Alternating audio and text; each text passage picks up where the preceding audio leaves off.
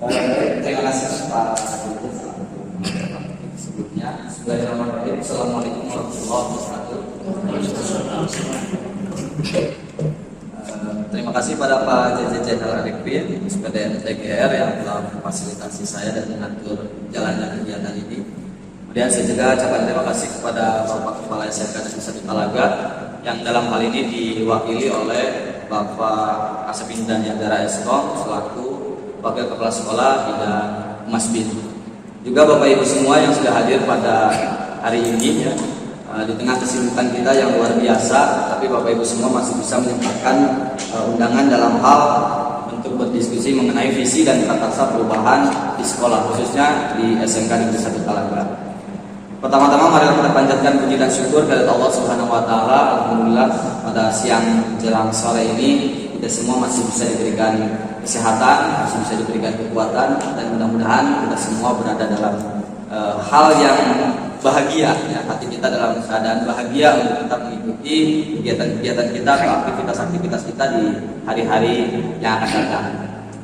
Salawat beserta salam semoga tercurah limpahkan pada junjungan kita baginda Nabi Muhammad Rasulullah SAW, pada keluarganya, para sahabatnya, tabiin-tabiinnya, dan mudah-mudahan sampai kepada kita selaku umatnya yang insya Allah di hari kiamat nanti akan mendapatkan syafaat dari beliau. Amin ya Allah.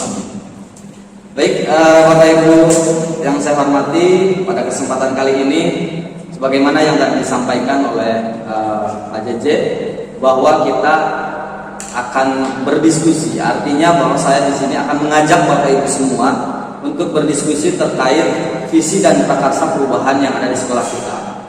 Namun sebelum saya ke apa itu visi, prakarsa perubahan itu seperti apa, saya akan mengajak Bapak Ibu semua untuk menanyakan kembali atau bagaimana Bapak Ibu mempunyai impian atau tidak terkait murid di masa yang akan datang.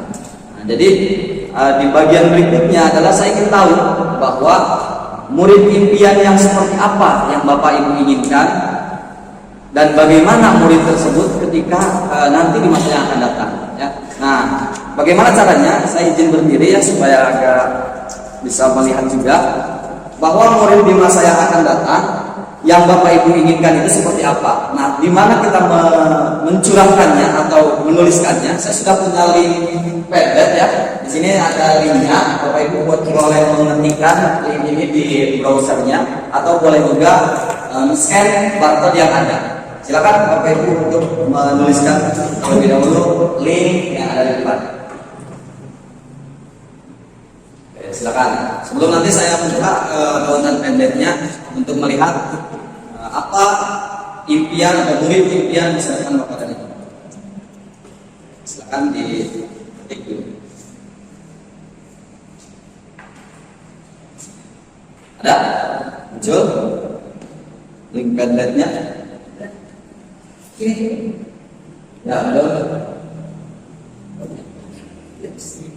Ada fotonya kan?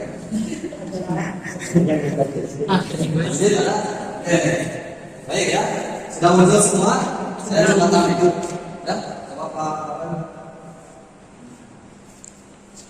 Bisa diketikkan di browsernya s.id diskusi visi atau boleh di scan barcode yang ada di depan supaya langsung mengarah ke Padlet yang sudah dibuat.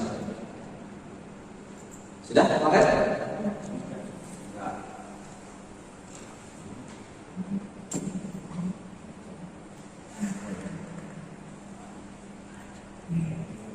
Oke ya.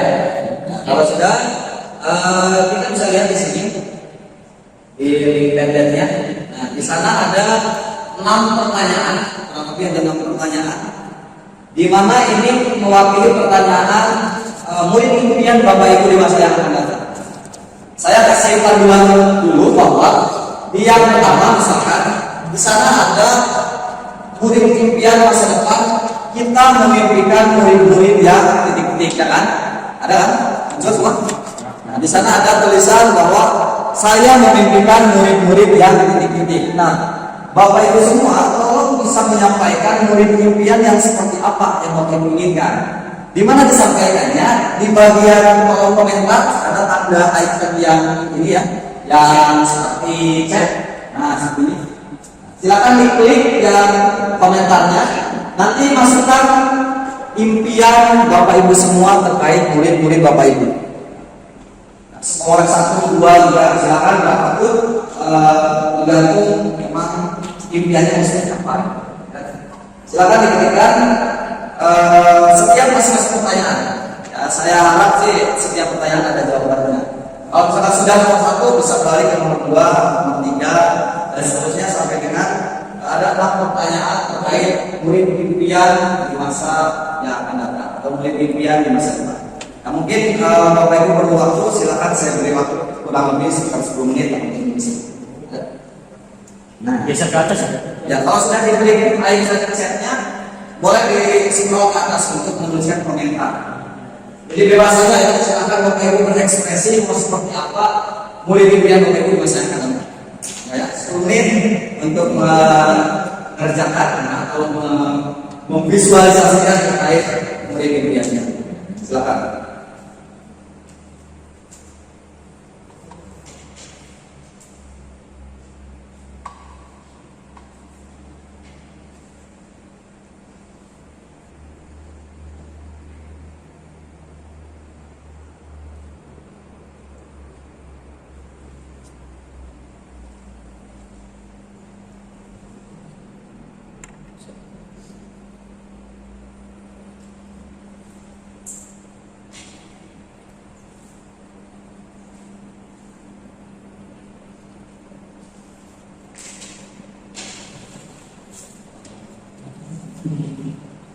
Silakan ya.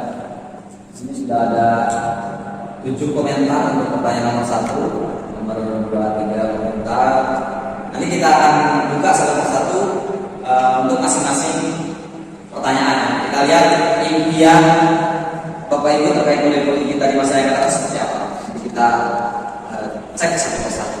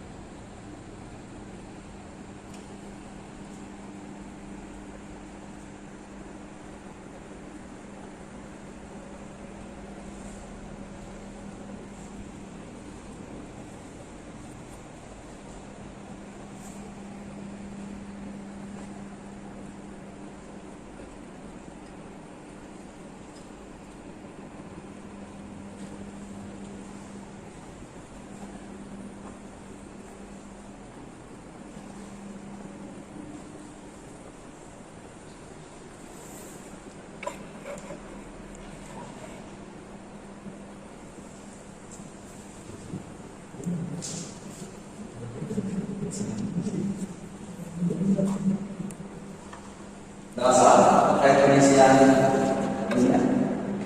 Aman? 6 pertanyaan. Isi pasif terkait murid-muridnya seperti apa?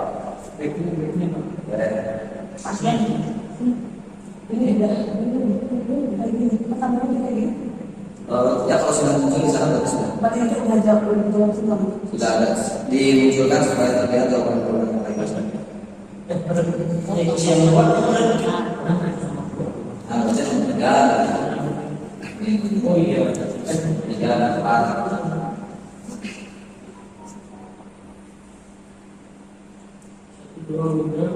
Gimana? Apakah komentarnya begitu?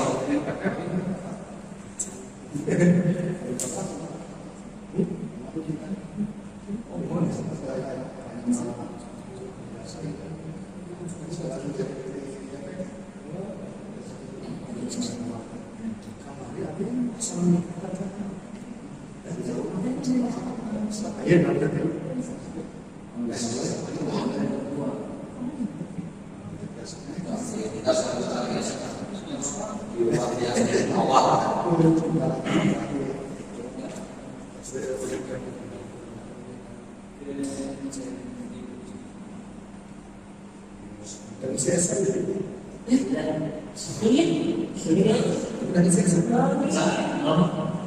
Oh, udah terjadi. Jangan.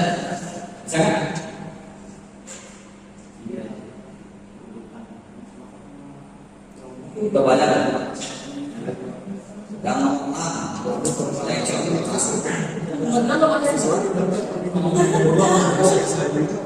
kita dalam sekolah ini pun langsung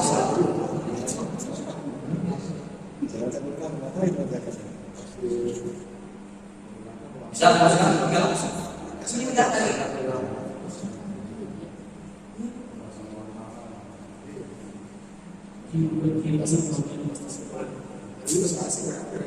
Dapat, ada nggak fotonya? Muncul apa? Oh itu udah. Ya.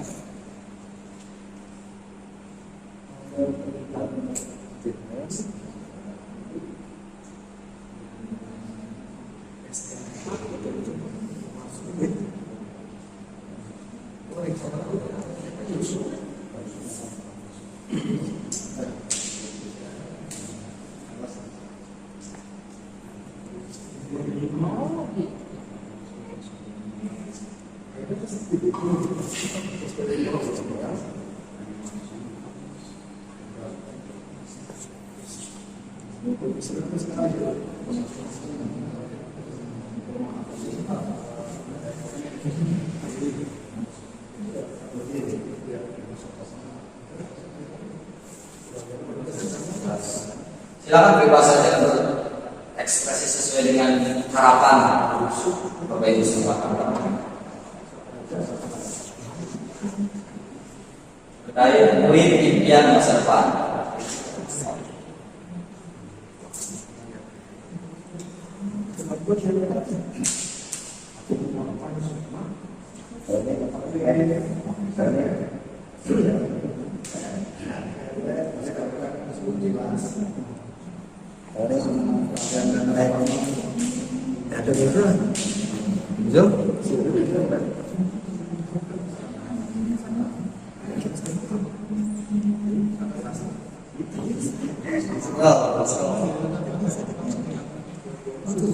Harusnya pakai aplikasi itu bisa.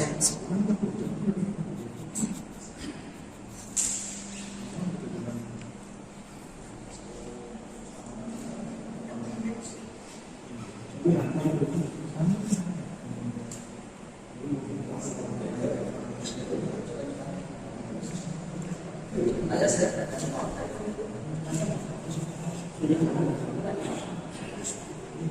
Kalau sudah bagaimana? Close aja. Di close saja.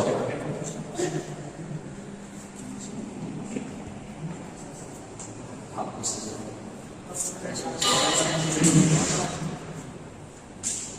Tidak, Bu?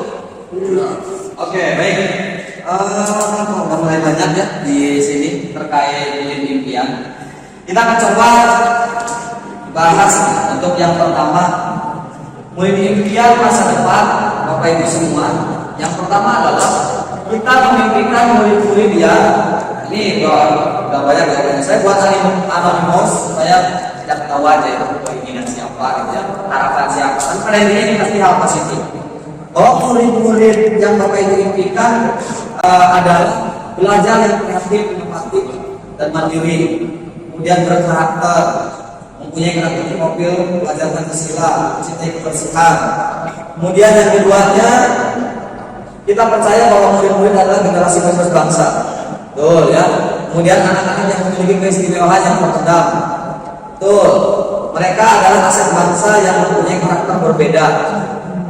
Kemudian ada juga yang mengatakan bahwa kita percaya murid-murid itu mampu mengembangkan nilai mandiri yang inovatif dan kreatif. Oke ya. Yang ketiganya, di sekolah kita mengutamakan lingkungan belajar yang menyenangkan, pembentukan nilai religius, vokasional, dan berjiwa wirausaha. Ilmu tanpa budi pekerti tidak ada apa-apanya.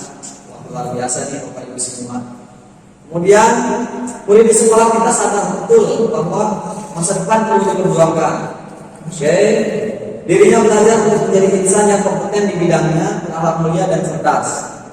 Kemudian kita sebagai warga di sekolah ini yakin untuk mewujudkan karakter positif pada murid.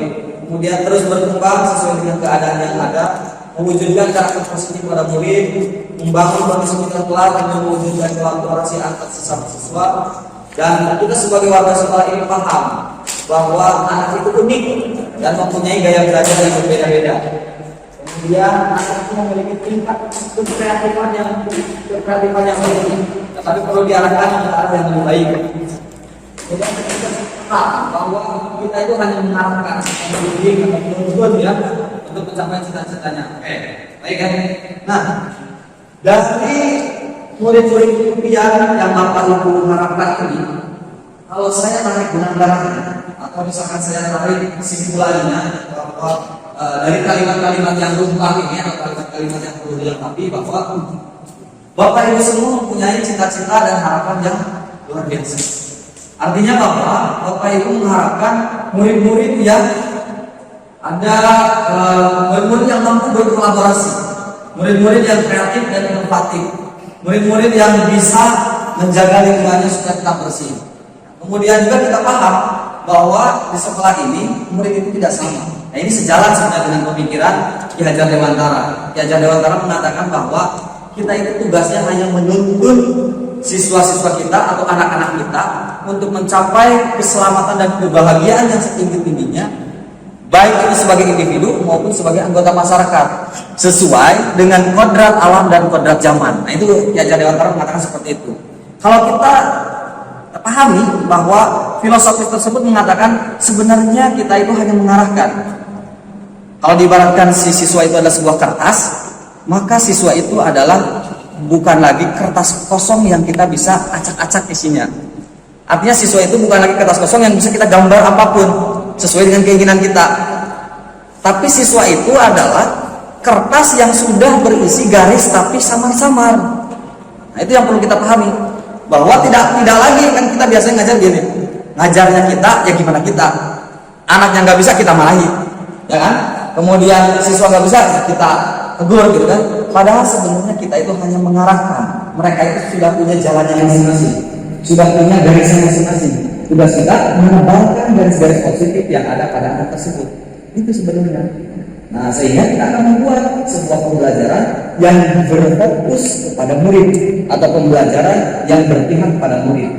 Karena murid itu unik, maka kita harus membuat pembelajaran yang bervariasi sesuai dengan gaya belajarnya. Nggak bisa lagi sekarang membuat pembelajaran yang satu kelas itu sama belajarnya itu. Kita harus tahu dulu karakter mereka seperti apa. Si anak yang misalnya atau senangnya dengan seni, maka kita tidak bisa. Atau misalnya si anak yang senangnya belajar itu praktik, kita tidak bisa dengan metode ceramah.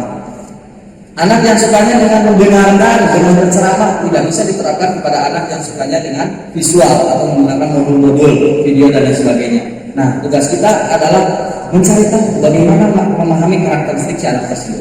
Nah, ini luar biasa sekali ya, terkait murid impian Bapak Ibu semua. Impian ini kalau kita kaitkan pada diskusi kita kali ini,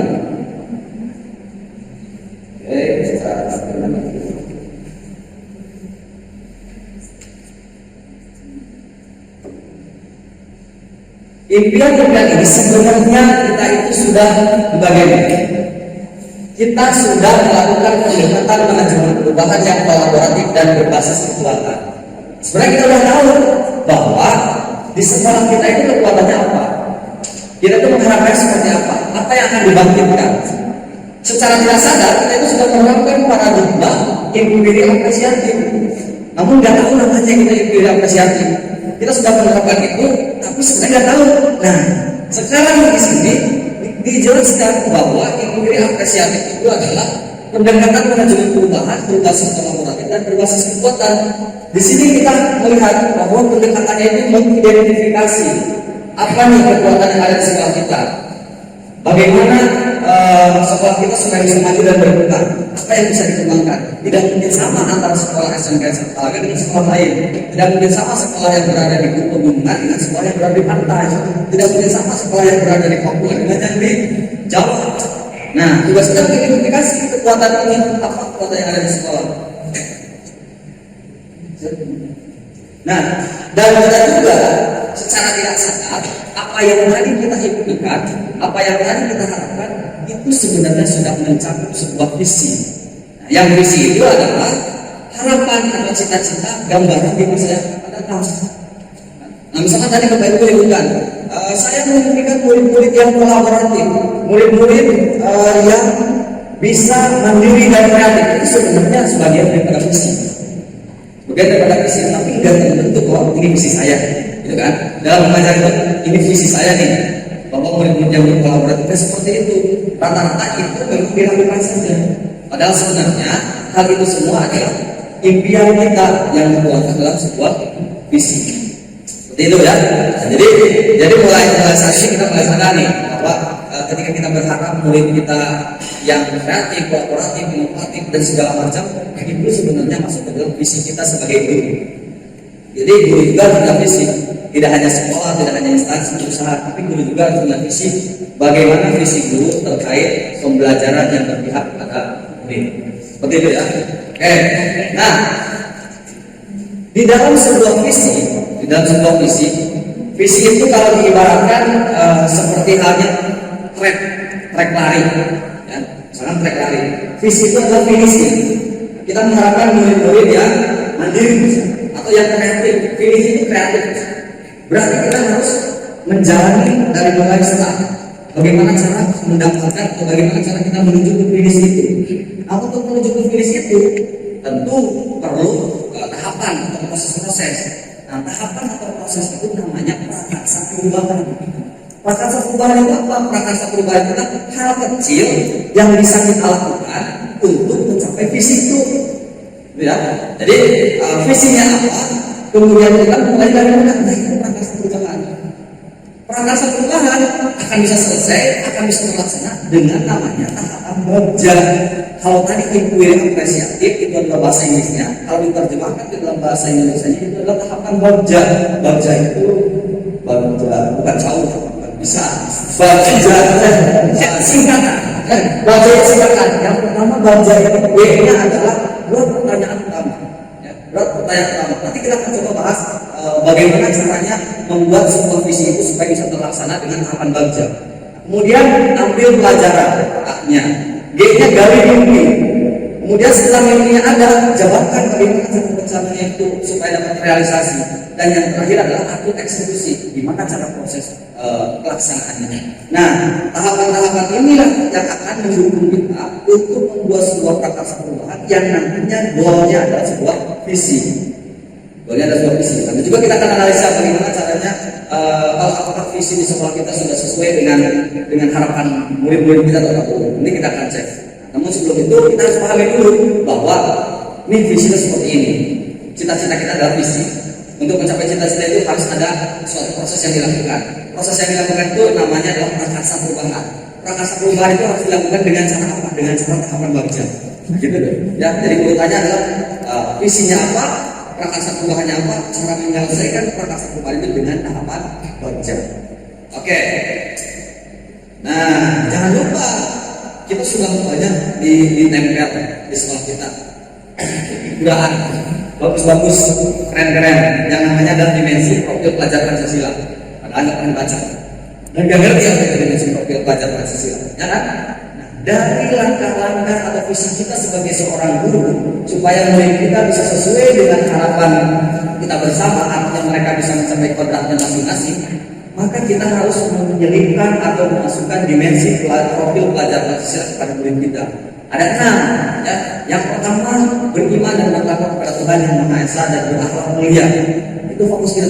Jadi kalau kita di kelas, fokusnya itu satu.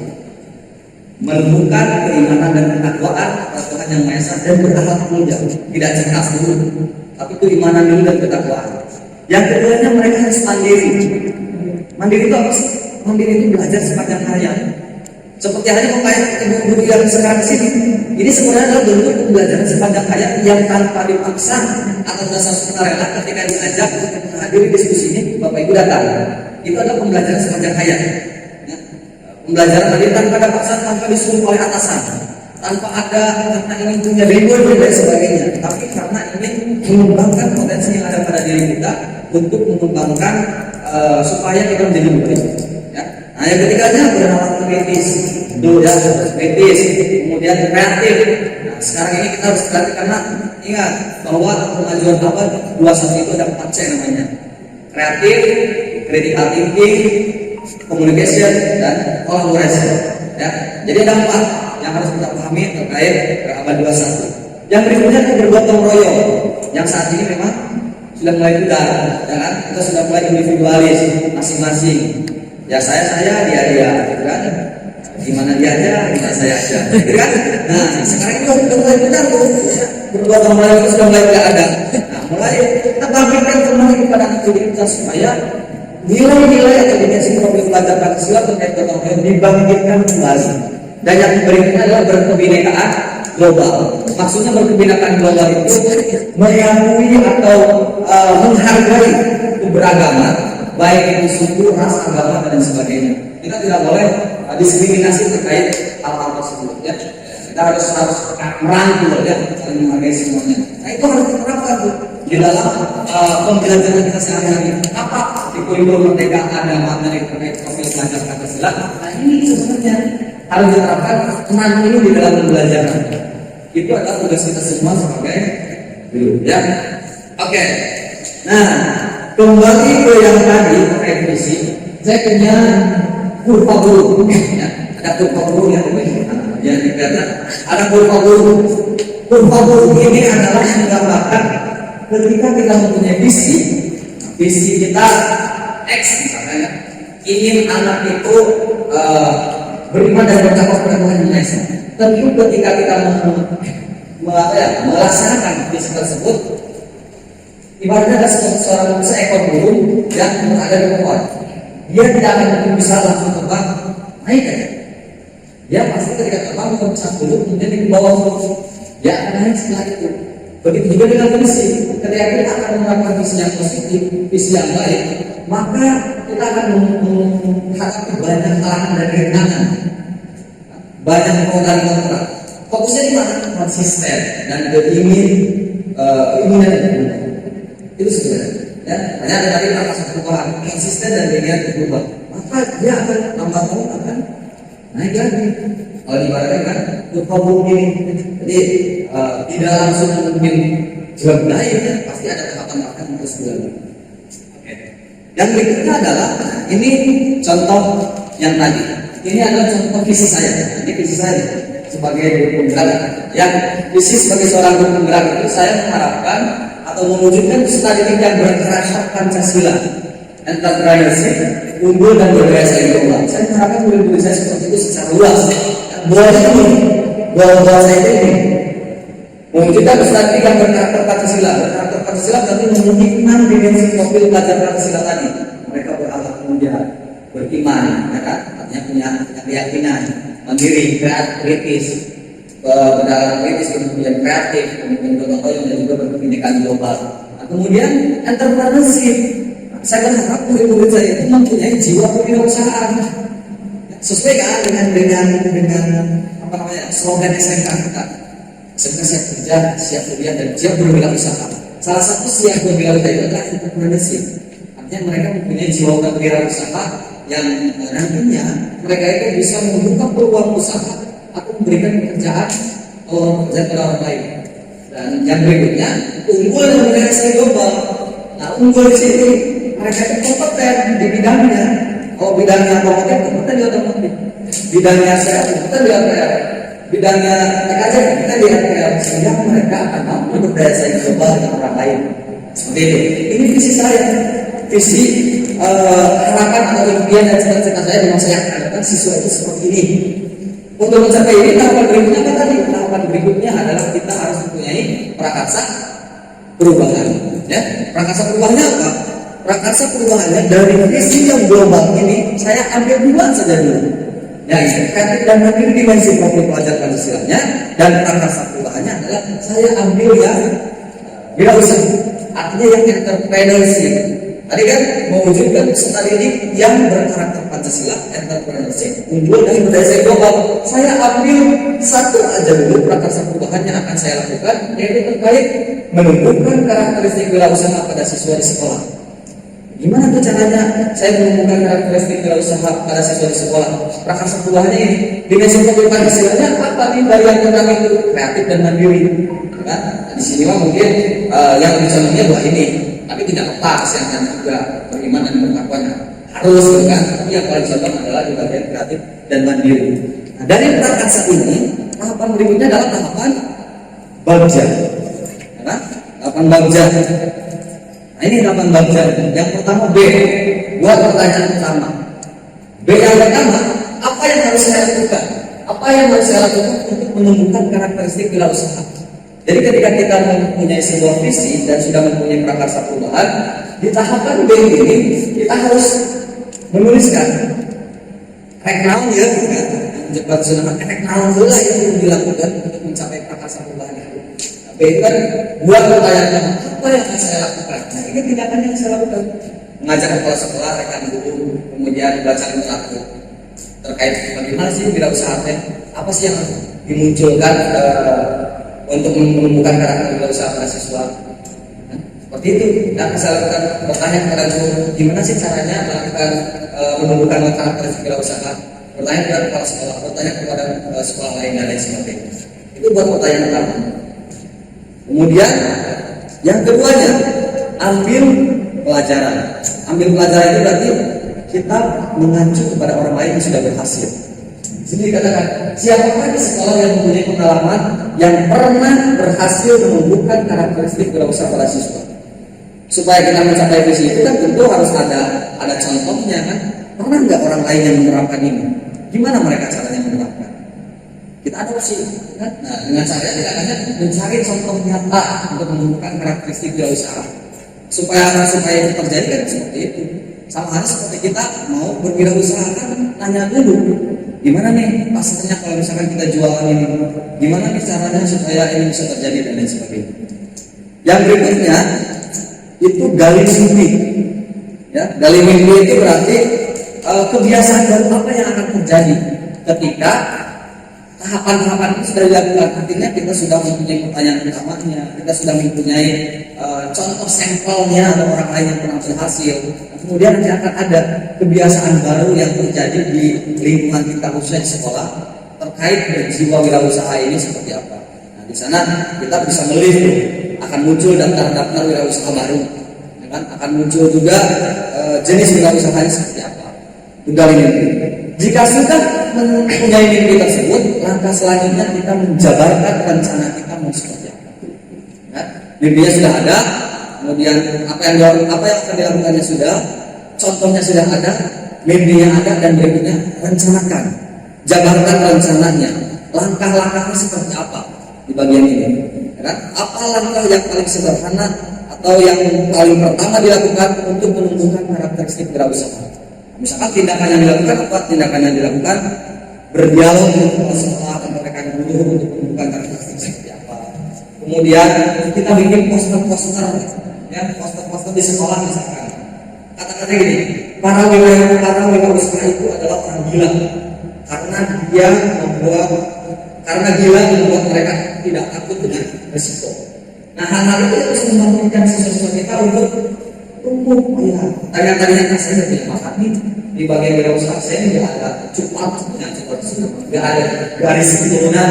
Maka dengan adanya poster-poster itu membangkitkan, iya, anggap saja seperti orang gila saja. Mereka tidak takut akan risiko.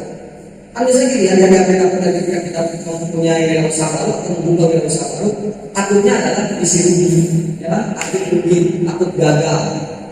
Nah, itu sebuah risiko, pasti akan terjadi. Untung rugi itu adalah imbasnya, dampaknya, ya. Makanya dengan kata-kata motivasi sebagai seorang gila ini bisa membangkitkan karakteristik wirausaha. Dan yang terakhir itu adalah eksekusi atau atur eksekusi. Setelah semuanya direncanakan dengan baik, dijabarkan dengan baik, maka langkah berikutnya adalah kapan itu dilaksanakan. Ini kan eksekusi, kapan itu dilaksanakan? Siapa yang akan menilai? Siapa yang akan mengevaluasi keberhasilan ini? Nah, berarti kita harus ada guru lain. Jadi ketika misalkan kita membimbing wirausaha, menumbuhkan wirausaha, maksudnya itu ada guru lain yang memantau dikatakan berhasil itu sampai mana. Apakah siswanya sudah mempunyai wirausaha? Apakah siswanya sudah ada niatan? Apakah siswanya baru ingat yang kata maksud itu? Nah, itu ada pemantau dari orang lain, ya. Yuk, sepakat itu. Oke, ya. Nah, itulah tahapan yang dilakukan ketika kita akan membuat sebuah prakarsa perubahan yang dibuatnya dari kita. Ingin mewujudkan karakter SD, ingin mewujudkan peserta didik yang berkarakter Pancasila, entrepreneur, unggul dan berdaya saing global. Prakarsa perubahan yang akan menunjukkan karakteristik kewirausahaan siswa sekolah dan harapan bacanya yang sudah tadi saya sampaikan. Seperti itu, yang itu contoh. Yang kalau karakter itu semua nanti setelah hari ini jadi terpikirkan bahwa ya saya ingin anak didik saya seperti apa. Bikin visinya dulu. Ya, setelah bikin visinya, bikin prakarsa. Setelah bikin prakarsa, bikin harapan bacanya. Ya. Setelah bikin harapan baca, evaluasi. Tinggal kita hasilnya seperti apa. Saya yakin ketika semua guru sudah seperti itu akan menjadi dampak positif bagi sekolah kita untuk mewujudkan visi sekolah yang baik. Namun sebelum itu, saya masih mikir lagi, kita harus mikir dan mikir deh. Di sini ada visi SDKN Satalaga. Ya, apa bisa sampaikan kita agak?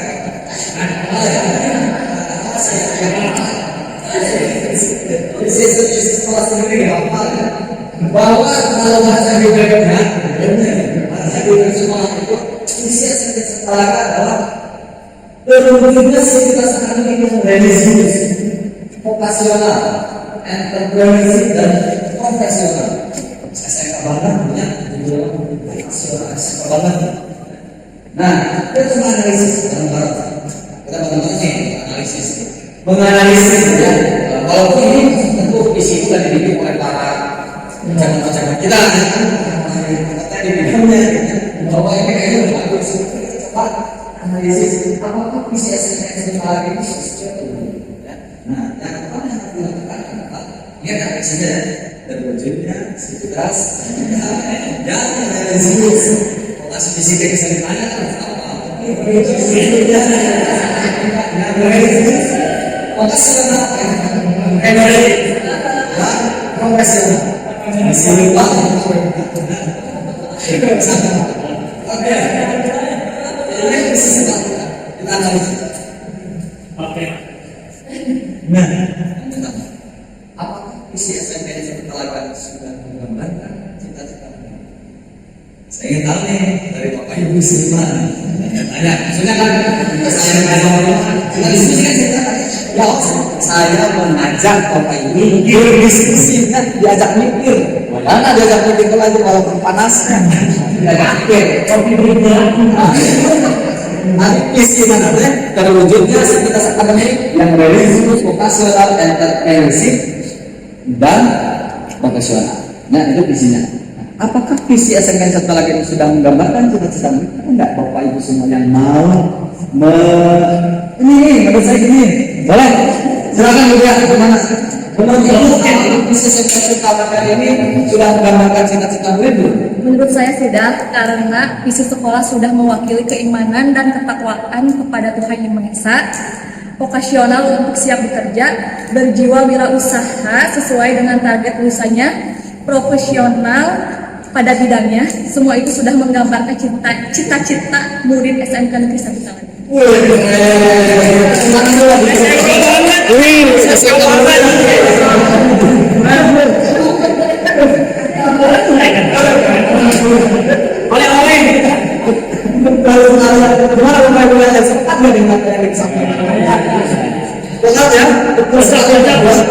Ternyata visi sekolah kita ini sudah luar biasa. Ketika dilihat dari setiap bait katanya, terwujudnya sivitas akademik yang religius. Religius berarti kan sudah menerapkan dimensi program pelajaran Pancasila yang beriman dan bertakwa kepada Tuhan Yang Maha Esa dan berakhlak mulia. Orang yang religius itu berakhlak mulia, ya kan? Jadi sudah menerapkan itu, berarti sesuai dengan cita-cita murid kita yang harus beriman dan bertakwa kepada Tuhan Yang Maha Esa serta berakhlak mulia. Kemudian yang kedua mengatakan bahwa yang berikutnya adalah vokasional. Jelasnya SMK namanya juga SMK berarti siap kerja, vokasi. vokasi, nah, gitu kan? Ya kan? Salam vokasi ya, vokasional berarti kan sudah siap dan layak untuk terjun ke dunia kerja, kan? Dan yang ketiganya adalah entrepreneurship. Tadi sudah disebut di awal di divisi yang sudah saya buat bahwa entrepreneurship itu berjiwa wirausaha. Jelas kan? Slogannya kan siap kerja, siap kuliah, dan siap berwirausaha. Berarti cita-cita murid bisa tercapai dengan itu. Dan yang terakhirnya adalah profesional. Profesional itu adalah diakui, sebenarnya dipercaya, dan dia tanggung jawab terhadap pekerjaan atau usaha ataupun pendidikan yang ada. Jadi kita sepakat ya bahwa visi SMK Siswalaga sudah menggambarkan cita-cita murid. Sepakat kita Bu? Oke. Sepakat? Sepakat ya? Sepakat. Oke. Baik. Apa teman kalian? Berarti sepakat ya. Yang ada di sini bahwa visi SMK Talaga sudah sesuai atau sudah menggambarkan cita-cita murid. Analisa yang kedua. Nah, ini nanti kita edit ya. Ini kenapa saya kosongkan? Kan nanti diskusi. Kita edit ya. Kita kecil supaya bisa tahu. Pertanyaannya adalah apa saja sifat dan perilaku murid, guru, kepala sekolah, dan orang tua yang mencerminkan visi sekolah? Ya? Bagaimana tuh perilaku siswanya itu harus seperti apa, muridnya itu harus seperti apa, gurunya itu harus seperti apa, kemudian kepala sekolahnya itu harus seperti apa, dan orang tua harus seperti apa supaya visi yang tadi luar biasa itu bisa terwujud. Boleh Bapak Ibu semua, barangkali ada yang sudah punya analisanya terkait perilaku yang harus dilakukan oleh siswa dan orang tua dan juga guru serta kepala sekolah untuk mencapai visi SMK 1 Talaga. Ada Bapak Ibu semua yang mau mengutarakan analisanya? Barangkali siapa? Ini pikirlah, sama dipikirkan dulu ya. Ini memang perlu pendalaman yang sangat luar biasa. Apalagi di siang hari ini lapar, haus. Enggak. Saya dipikirkan kan sebagai tanah. Gimana? Ada? Boleh kan? Alhamdulillah katanya. Ini mah menurut saya aja, nggak tahu kalau menurut teman-teman Ya, lain. kita diskusi lah ini. Oke. Kalau untuk contoh di muridnya, menurut saya di sisi murid ini apa ya? Oke. Yang pertama itu bersikap positif dan memiliki semangat belajar yang tinggi. Itu untuk di sisi muridnya. Bersikap positif, kemudian memiliki semangat belajar yang tinggi. Oke, sip.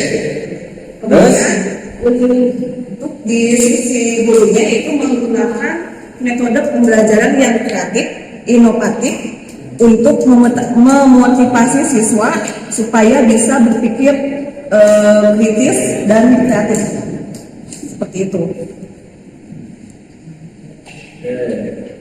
Ya, jadi guru ya.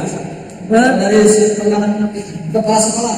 Kemudian dari sisi kepala sekolahnya itu menciptakan lingkungan belajar yang inklusif, aman, dan inspiratif bagi murid dan staf yang ada di lingkungan sekolah tersebut.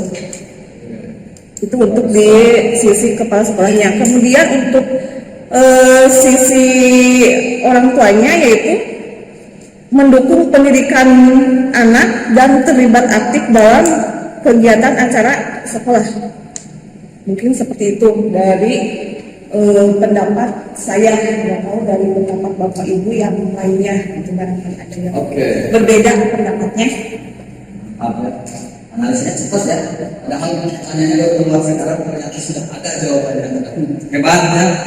Apa saja perilaku murid, guru, kepala sekolah dan orang tua siswa yang mencerminkan visi sekolah? Menurut pandangan Ibu Mela mengatakan bahwa dari sisi muridnya itu murid harus memiliki sikap yang positif. Kemudian murid juga harus memiliki semangat belajar yang tinggi. Itu murid, dari sisi murid. Kemudian dari sisi gurunya, guru itu harus membuat sebuah metode pembelajaran yang kreatif, inovatif. Berarti kan supaya belajar bisa tercapai, maka harus mengacu kepada gaya belajar anak seperti apa, preferensi gaya belajar seperti apa. Ketika sudah tahu gaya belajar anak, maka kita akan bisa membuat metode pembelajarannya kreatif dan inovatif tersebut. Gak bisa tuh, misalkan metode pembelajarannya apa tadi? Project based learning semua, atau problem based learning semua, atau yang lainnya. Bisa metode yang sama, diskusi ya itu kan membuat efek tidak kondusif di kelas. Nah, bagi kepala sekolah sebagai stakeholder atau top manager, kepala sekolah itu hanya menyediakan bagaimana caranya lingkungan belajar yang inklusif. Inklusif itu berarti merangkul semuanya, tidak ada sekat-sekat, tidak dibedakan. Artinya sama itu buat untuk mewujudkan sekolah yang lebih baik. Dan dari segi orang tua itu kan sifatnya pendukung. Apa yang akan dilakukan, apa yang bisa dilakukan oleh sekolah terhadap anak didiknya selagi itu positif, maka orang itu mendukung. Kayak gitu menurut pendapat yang berbeda terkait perilaku murid, guru, kemudian sekolah dan juga orang tua. Sepakat ya, terkait ini ada apa ya? Luar biasa sekali. Nih, nanti kita udah punya nih analisis yang kedua terkait visi SMK Talaga. Berarti SMK Talaga visi yang dua yang besar itu harus mengakui anak-anaknya harus seperti ini, gurunya harus seperti ini, kapsetnya harus seperti ini, kemudian orang tuanya harus seperti ini. Minimalnya kan dijabarkan di kerjanya nanti di bagian komunikasi lain. Kemudian yang berikutnya ini pertanyaannya, apa inisiatif perubahan yang dapat dilakukan bersama untuk mencapai visi sekolah? Apa inisiatif perubahan? Nah, sama dengan prakarsa perubahan. Apa inisiatif perubahan yang dilakukan dapat dilakukan bersama untuk mencapai visi sekolah? Nah, kalian sudah menganalisa dari pertanyaan ini. Kira-kira inisiatif perubahan yang seperti apa? Boleh. Udah ya, berikutnya udah. Siap, silakan boleh. Apa nih inisiatif perubahan yang dapat dilakukan bersama untuk mencapai visi sekolah? Saya kira di sini ini pemikiran saya ya. Saya kira di sini kita harus untuk mencapai visi sekolah kita yaitu melakukan yang dapat dilakukan oleh kita semua, yaitu melakukan komunikasi dan kolaboratif. Iya, melakukan komunikasi dan kolaboratif. Komunikasi dan kolaboratifnya seperti apa? Nah, maksudnya di sini komunikasi dan kolaboratif yang saya maksud di sini yaitu antara komunikasi antara pihak sekolah, yaitu kepala sekolah, guru, terus dan siswa beserta orang tua. Nah, di sini saya gambarkan komunikasi yang harus dilakukan yaitu seperti contohnya rapat, gitu kan? Harus mengadakan rapat, terus pertemuan dengan orang tua.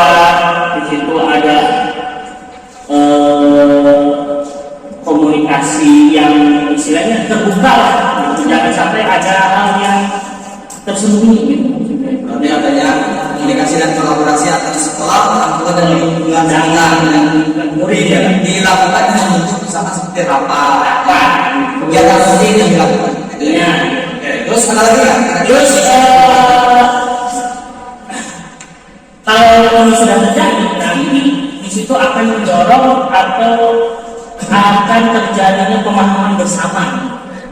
Ya, akan terjadi pemahaman bersama. Kalau sudah terjadi pemahaman bersama, nah, ketika mengidentifikasi masalah, ya, ketika terjadi masalah itu nanti akan dipecahkan bersama-sama juga. Jadi antara kepala sekolah, guru, murid dan orang tua itu saling mendukung, saling komunikasi, saling kolaborasi. Ini ada masalah ini, atau misalkan ini saya ada di ini, nah, seperti itu Pak. Kalau menurut saya, jadi inspirasi dari semua kalangan atau semua pihak itu tersalurkan dan tidak ada yang terjadi. Itu inisiatif kedua. Ada lagi nggak inisiatif lain? Baik. Oke. Kalau menurut saya itu. Siap. Nanti kalau menurut Pak Wayan, apa inisiatif kedua yang dapat dilakukan bersama untuk mencapai visi sekolah? Yang pertama, komunikasi dan kolaboratif antara pihak sekolah dan juga lingkungannya. Kemudian nanti setelah itu akan muncul sebuah pemahaman dan kesadaran dengan kegiatan-kegiatan yang dilakukannya seperti apa, dan pokoknya ada hal yang disampaikan, hal-hal yang disampaikan supaya tidak terjadinya miskomunikasi. Baik, misalnya kita menambahkan bagian yang inisiatif perubahan apa sih sebenarnya yang bisa dilakukan bersama-sama untuk mewujudkan visi sekolah? Ada lagi ya? Atau cukup dengan yang ini? Dua ini ya. Ini kan berpikir cepat sebenarnya, diskusi cepat, berpikir cepat. Ada lagi tambahannya? Sepakat ini dua poin ini?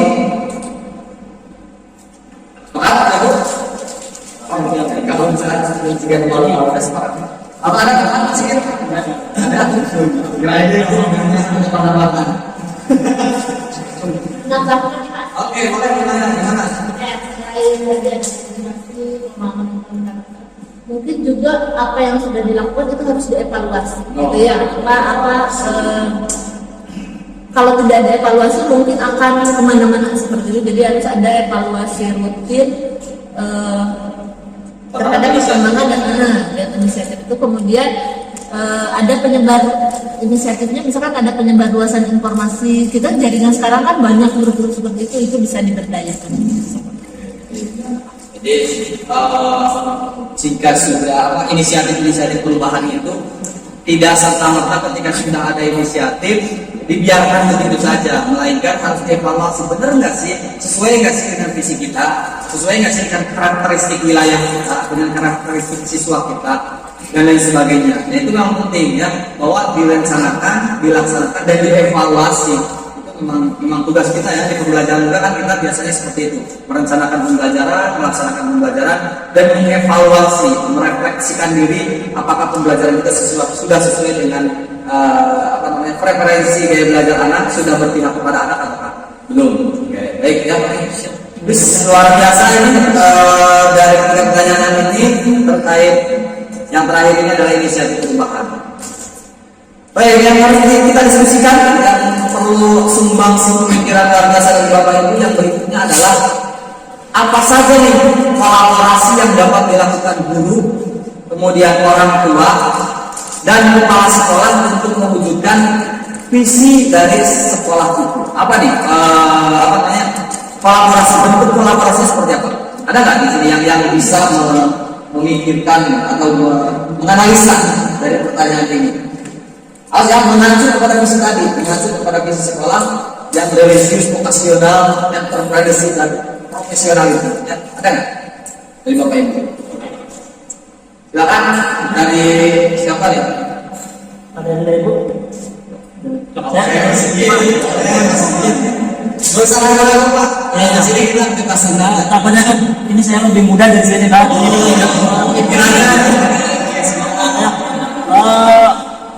Yang nggak kelihatan lah. Mungkin ada di laptop saya ini ya untuk slide ini. Mungkin untuk apa saja kolaborasi yang dapat dilakukan guru, orang tua, kepala sekolah untuk mewujudkan visi sekolah. Mungkin yang pertama ini ada saling kesinambungan dengan yang tadi orang yang disampaikan ya. Di sini juga ada yang namanya mungkin yang pertama ada yang namanya komunikasi terbuka antara guru, orang tua dan kepala sekolah. Ya, itu yang dimana ini untuk bertukar informasi Pak antara perilaku ataupun perilaku di rumah, pembelajaran di rumah dan di sekolah.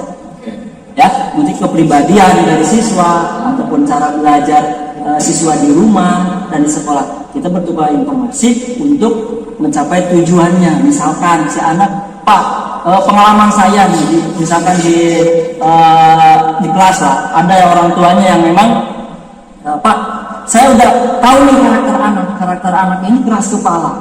Saya bilang ke orang tuanya, Bu, karakter anak ini keras kepala kan di rumah. Wah, Bapak tahu Pak bahwa karakter anak saya seperti ini. Ya memang karena di sekolah karakternya seperti ini. Nah, harus ada kesinambungan nih antara sekolah dan orang tua, termasuk saya sebagai gurunya, ya, dan wali kelasnya. Mungkin saya nih ada pihak yang lain, mungkin tidak langsung ke kepala sekolah, di sana ada yang namanya bimbingan konseling nih Pak. Nah, si anak Bu, karena memang sikapnya seperti ini, mungkin nanti ada beberapa lah ya, beberapa yang disampaikan, nanti mungkin ada perubahan oleh BK. Nanti saya akan sampaikan. Jadi Komunikasi terbuka antara guru, betul Pak. Bagaimana sih anak itu banyak, supaya nanti pada saat pembelajaran guru juga terbantu. Sedangkan guru banyak siswanya sehingga memahami karakter anak seperti apa. Nah, dan anaknya dan guru akan membuat sebuah metode pembelajaran yang sesuai dengan karakter anak. Betul Pak. Ada lagi nggak selain itu? Nah, apa yang kolaborasi yang harus dilakukan? mungkin kolaborasi itu mungkin itu hanya beberapa orang tua Pak. Ya, mungkin lebih baiknya nih Pak, lebih baiknya yaitu tentang harus sekolah harus mengadakan pertemuan orang tua Pak. Pertemuan orang tua. Ya, iyalah mungkin. Ya minimal lah kalau misalkan setahun itu misalkan 1 kali atau 2 kali, tidak hanya anak-anak yang mempunyai kasus yang ada kasus aja ke sini. Ya mungkin yang memang orang tuanya memperhatikan pasti datang ke sekolah lah Pak.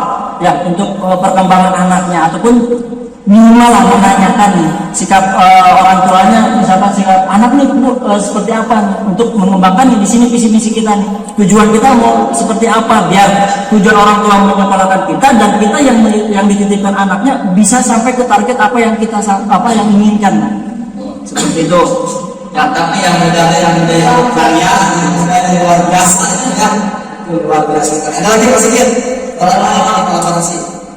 Mungkin di sini ada lagi Pak yang tadi habis ngobrol lagi sama Pak Orija Pak, yang tadi sebagian tadi kan baru 2 ya Pak, mungkin yang terakhir ya ini kalau misalnya ada tambahan yang lain Bu, kegiatan kolaboratif ya, yang dimana ini sekolah harus dapat mengkoordinir kegiatan kolaboratif seperti mengadakan seminar Pak, ya seminar ataupun loka karya ataupun dari segi bakat anak nih. Ya, karena pengalaman juga Pak dari siswa itu, orang tua itu kalau misalkan ngobrol dengan saya nih, Pak anak saya nih kenapa setelah pulang sekolah itu biasanya sering ke bengkel. Kalau di produktif kan kita di otomotif anak Pak sering di bengkel nih. Tapi kan Pak saya tanya nih di sekolahnya, untuk pembelajaran di kelas 1 itu hanya dasarnya saja. Nah mungkin untuk lebih luasnya Pak gimana nih kalau misalkan kita mengadakan seminar misalkan seminar untuk lebih pengetahuan lebih luas, apalagi ada teknologi yang terbaru. Memang kelas 1 itu sudah ditanamkan, sudah biar semangat belajarnya itu lebih tinggi lah. Wah, bahwa ada teknologi terbaru nih di otomotif. Mungkin itu Pak yang saya sampaikan lah. Mungkin ada tambahan dari yang lain. Oke, baik ya Pak Sigit, luar biasa kita beri setuju buat Pak Sigit. Untuk kolaborasi yang Pak Sigit sampaikan antara kolaborasi guru, orang tua dan kepala sekolah itu, yang pertama harus ada komunikasi terbuka antara ketiganya. Jangan sampai sekolah itu punya kegiatan orang tua tidak tahu, sekolah itu punya harapan isinya itu profesional, orang tua tidak tahu yang dimaksud profesional seperti apa. Kepala sekolah itu mengharapkan anak-anak yang beriman dan bertakwa yang religius tersebut, tetapi di rumahnya tidak dilakukan. Di sini nggak ngaji, di rumahnya nggak ngaji. Berarti kan nggak balance ya antara sekolah dan juga keluarga di rumahnya orang tua. Baik ya, yang dirasa sudah cukup sih untuk yang bagian kolaborasi ini karena memang sudah mewakili pemahaman saya ini sudah bagus sekali. Nah, yang berikutnya itu apa bentuk kegiatan yang dapat dilakukan oleh guru, orang tua, kepala sekolah agar visi dapat tercapai. Kalau tadi kan kolaborasinya kayak gimana, kalau sekarang kegiatannya apa sih yang bisa dilakukan supaya visi tersebut dapat tercapai? Barangkali dari Bapak Ibu mau yang muda yang bersedia lagi ya, mau yang senior yang lebih berpengalaman silakan. Ya, siapa nih yang mau ngomong? Boleh, baik, silakan. Pertanyaannya ini adalah apa bentuk kegiatan yang dapat dilakukan guru, orang tua, kepala sekolah agar visi sekolah dapat tercapai? Mohon maaf tadi ya, walaupun ini sudah pakai kelon tapi udah ya. Ini kalau menurut saya gitu ya, untuk mohon maaf Ya, terkait kegiatan apa yang dilakukan? kegiatan yang dilakukan dilakukan guru, orang tua atau kepala sekolah agar visi sekolah ini dapat tercapai atau terrealisasi ya. Mungkin yang pertama itu ini terhadap bagi guru dulu ya, bagi guru perlunya ada monitoring ya atau program monitoring ya. Yang maksud dengan program monitoring ini misalkan kita ya, mungkin saya lah mungkin ya, itu baru masuk ya ke sekolah ini ya. Jelas mungkin di sekolah ini itu belum ada pengalaman ya, apalagi ya saya mungkin misalkan belum punya pengalaman mengajar, pengalaman mendidik siswa ya, mendidik anak. Nah supaya nanti pada saat memberikan pengajaran atau pendidikan kepada anak ini itu lebih tepat ya, lebih tepat dan mungkin ya kalau menurut bahasa kita mah tidak cukup lagi gitu ya. Itu perlu pengarahan atau pembinaan dari para senior kita. Berarti mentor ya? Iya, iya. Tapi misalkan langsung boleh bisa dari para senior atau misalkan dari kepala sekolah gitu ya, seperti itu. Itu mungkin ya yang pertama. Terus yang keduanya diadakannya pertemuan ya, pertemuan rutin antara guru ya, orang tua dan kepala sekolah ya. Maksudnya supaya apa? Nanti ketika misalkan guru ada permasalahan ya atau membutuhkan solusi ya, itu bisa disampaikan ya. Sehingga nanti visi sekolah ini bisa mewujudkan ya, bisa mencapai pada visi-misi tersebut. Nah, mudah-mudahan mungkin dengan adanya pertemuan itu ya, bisa saling bertukar informasi gitu ya. Itu terus berikutnya ini mungkin yang lebih condong dengan orang tua ya, dengan orang tua.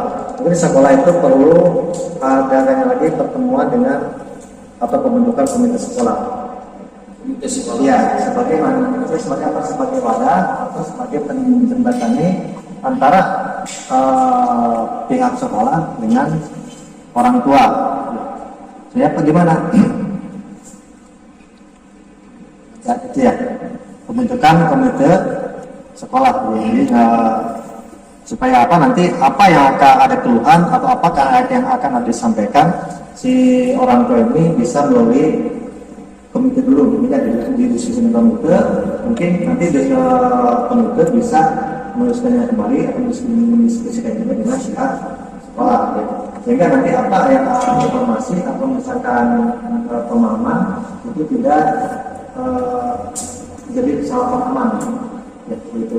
Ya mungkin itu ya mungkin mudah-mudahan ya teman-teman ada yang bisa menambahkan, ada yang bisa yang terima kasih.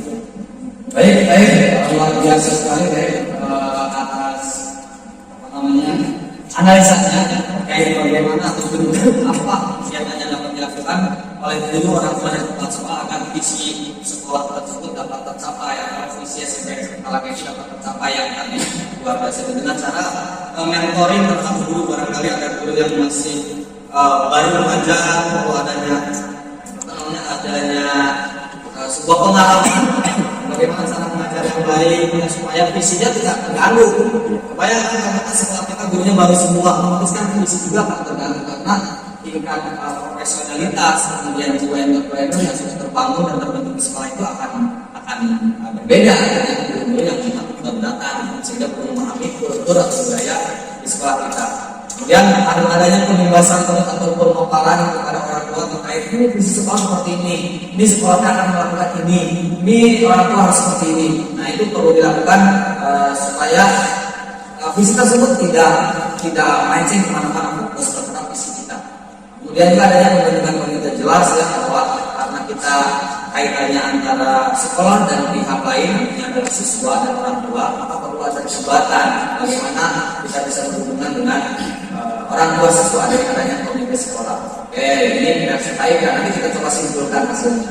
Nah, dan kemudian yang terakhir ada lagi terkait visi sekolah kita ini, apa sih langkah konkret ya, apa saja langkah konkret yang akan dilakukan untuk merealisasikan rancangan prakarsa perubahan ini. Itu yang tadi sudah disebutkan ya, Pak Oren tadi mengatakan harus adanya kolaborasi, harus adanya inovasi, ya kan? Kemudian harus sesuai dengan kondisi saat ini, kalau kata Mas Sigit, teknologi terbaru. Nah, itu kan sebuah prakarsa perubahan, sebuah jalan untuk mencapai visi SMK Talaga. Nah, kira-kira langkah konkret apa yang harus dilakukan untuk merealisasikan tersebut dan bagaimana rancangan waktunya? Barangkali ada nggak yang mau menuangkan ide kreativitas ini? Siapa nih? Ibu-ibu atau bapak-bapak mungkin boleh? Pak Reza, silakan koordinasi.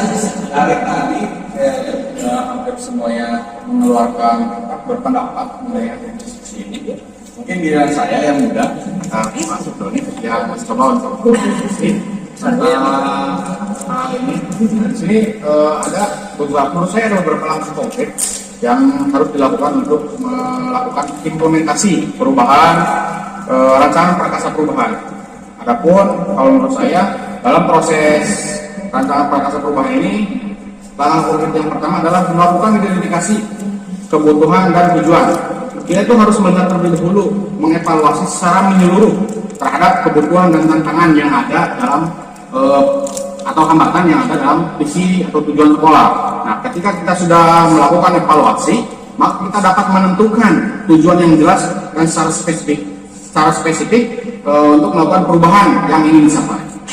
Setelah langkah identifikasi kebutuhan dan tujuan, menurut saya ada langkah konkret lagi yang lain. Yang kedua itu merupakan rancangan aksi. Ketika kita sudah melakukan evaluasi terhadap evaluasi terhadap tantangan, maka langkah selanjutnya kita itu harus membuat rancangan aksi. Kenapa? Rencana aksi ini dibuat itu secara rinci dan terperinci untuk mencapai tujuan. Kalau misalkan kita tidak membuat rancangan, maka menurut saya ini tidak akan berhasil.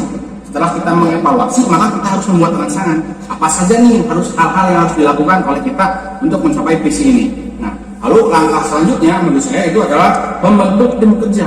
Percuma ketika kita sudah melakukan evaluasi, ketika kita sudah membuat rancangan, tetapi tidak ada yang melakukan, maka kita perlu melakukan membentuk tim kerja. Ya, menurut saya di sini ada 4 aspek yang harus dilibatkan, Mas Doni, dalam proses pembentukan tim kerja. Yang pertama ada dari wali murid atau dari orang tua murid, yang kedua itu dari guru, yang ketiga dari kepala sekolah, dan juga yang terakhir menurut saya dari komite. Nah, ini bertujuan untuk sebagai penanggung jawab dan juga terhadap pengawasan terhadap rancangan ini. Terus yang berikutnya menurut saya ketika kita sudah membentuk tim, maka alangkah baiknya kita mengimplementasikan rencana aksi tersebut. Nah, untuk mengimplementasikan rencana aksi ini kita harus menjalankan langkah-langkah yang telah dibentuk pada saat rencana aksi tersebut. Nah, dari sini kita harus melibatkan semua pihak. Ya, kita itu harus melibatkan semua pihak yang kita jaga komunikasinya, dan juga kita harus melakukan kolaborasi terhadap pihak-pihak tersebut. Dan juga saya harap ketika melaksanakan implementasi ini, kita itu harus bergerak secara aktif dalam melaksanakan tugas dan tanggung jawab masing-masing. Tuh, selanjutnya mungkin setelah kita melaksanakan implementasi ada monitoring dan evaluasi. Kita harus melakukan monitor ketika proses pelaksanaan pengimplementasian rencana aksi ini. Kita harus tetap memonitor jalannya rencana ini seperti apa, baik atau tidak, ada hambatan ataupun tidak. Ketika ada hambatan, maka kita harus melakukan evaluasi. seperti itu. Mungkin menurut saya itu langkah-langkah konkret yang saya diskusikan kali ini, itu yang ada di pikiran saya, ini langkah-langkah konkretnya. Tapi barangkali dari Bapak Ibu semua memiliki langkah-langkah yang lebih strategis dalam melaksanakan atau merealisasikan pesanan perangkat saya. Mungkin ada Bapak Ibu? Jadi ada tambahan lain atau apa yang sudah disampaikan oleh Pak Wijen yang sudah mewakili semuanya, atau perlu ada tambahan terkait analisa atau langkah konkretnya yang akan dilakukan ketika merealisasikan kata perubahan ini? Sepakat Pak Ibu? Oke, jika sepakat saya akan merangkum semuanya nih, merangkum dari apa yang pertanyaan-pertanyaan yang muncul ini ternyata saling berkaitan dan berkesinambungan. Artinya bahwa kunci untuk mencapai visi sekolah yang luar biasa tadi, kuncinya adalah yang pertama komunikasi, ya, komunikasi antara pihak sekolah yang di dalamnya itu adalah ada unsur guru, kepala sekolah, dan seluruh warga sekolah, karyawan sekolah. Kemudian adanya komunikasi antara pihak sekolah dengan orang tua. Kemudian juga ada komunikasi dengan pihak lain, yang khususnya di lingkungan sekolah itu. Dan dari sana nanti akan terbentuk suatu budaya positif, ya, budaya positif. Bagaimana caranya sampai ke situ dapat terwujud? Karena dengan budaya positif itu akan mewujudkan sebuah kolaborasi yang luar biasa nantinya. Dari ketiga unsur tadi, hasil kolaborasinya betul tadi yang disampaikan bahwa ketika kita sudah merencanakan atau mengidentifikasi kebutuhan-kebutuhannya apa untuk mencapai visi tersebut dan melaksanakan visi tersebut, maka yang terakhirnya adalah evaluasi, ya, monitoring dan evaluasi. Berarti sebenarnya dalam visi ini kalau saya bisa simpulkan bahwa kita itu harus mempunyai 3 hal, kan? Merencanakan visinya apa, visinya sudah ada, kita laksanakan, kita evaluasi. Sama sebetulnya ketika sedang melaksanakan proses pembelajaran di kelas, yang merencanakan, melaksanakan dan mengevaluasi. Oke, ya, baik, Bapak Ibu. Jadi dari ke-6 pertanyaan tadi, ya, kesimpulannya adalah bahwa visi sekolah kita sudah luar biasa, sudah SMK banget, sudah menggambarkan cita-cita mulia banget, kan? Nah, hanya kita apa yang harus kita lakukan? Kita harus melakukan bagaimana caranya kita mengarah pada visi sekolah itu. Untuk mengarah pada visi sekolah itu, kita harus mempunyai visi guru masing-masing. Kita semua harus punya visi sendiri, dan kita harus membuat sebuah perubahan atau prakarsa perubahan dengan tahapan-tahapan belajar tadi yang dilakukan dengan berkolaborasi dengan anak bersama guru, berkolaborasi dengan warga sekolah, berkolaborasi dengan orang tua, dan yang tadi katakan kita harus membentuk komite sekolah untuk menjembatani antara bagaimana kolaborasi terbentuk pihak sekolah dengan orang tua. Nah, itu mungkin hasil analisis kita bersama, ya, sepakat bahwa visi sekolah kita sudah sesuai dan hal-hal tadi sudah bisa menggambarkan bagaimana cita-cita mulia itu dapat terwujud melalui visi SMK Negeri 1 Tarakan. Oke, baik, ya. Terima kasih Bapak Ibu semua. Dari awal kita sudah memahami yang perlu ditanamkan oleh Bapak Ibu semua. Kita sudah memahami visi, kita sudah memahami prakarsa perubahan, kita sudah memahami terkait dimensi profil pelajar Pancasila. Kemudian kita juga sudah menganalisa terkait visi SMKN 1 Tarakan. Ya, yang mudah-mudahan kita semua akan bisa mengharapkan visi tersebut yang nantinya akan menjadikan pembelajaran yang berkualitas, pembelajaran yang berpihak pada murid, pembelajaran yang menggunakan metode-metode dan model-model pembelajaran yang kolaboratif, inovatif, kreatif, dan sesuai dengan referensi gaya belajar.